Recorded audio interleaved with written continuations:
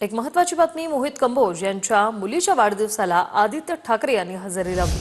कट्टर शत्रुत्व विसरून ठाकरे कंबोज आता साथ आहेत का, हा प्रश्न उपस्थित होतोय। मग या सरकारवेळी ठाकरे कंबोज वाद टोकाला पोहोचला होता, तर कंबोज यांच्या मुलीशी आमचं काही वैर नाही असं अंधारे यांनीही म्हटलंय।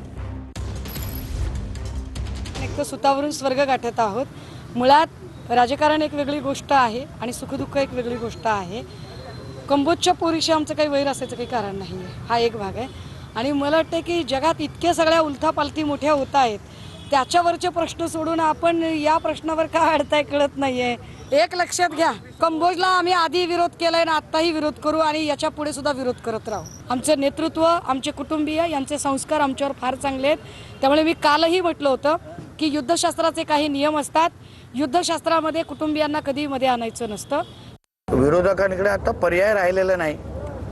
सगळंच भांडवल संपलेलं आहे, दुकानामध्ये माल संपलेला आहे आणि भारतीय जनता पक्ष आणि आदरणीय देवेंद्र फडणवीस साहेबांशिवाय दुसरा पर्यायच राहिलेला नाही। आम्ही नेहमी बोलायचो की आमचा बॉस हा सागर बंगल्यावर बसतो किंवा आता वर्षा बंगल्यावर आहे। आता हळूहळू देवेंद्र फडणवीस साहेब सगळ्यांचेच बॉस होणार आहेत आणि म्हणून ज्यांनी जेवढा लवकर जो मार्ग स्वीकारतील लवकर स्वीकारावा आणि आमचाही बॉस देवेंद्र फडणवीस आहे हे लवकर जाहीर करून टाका।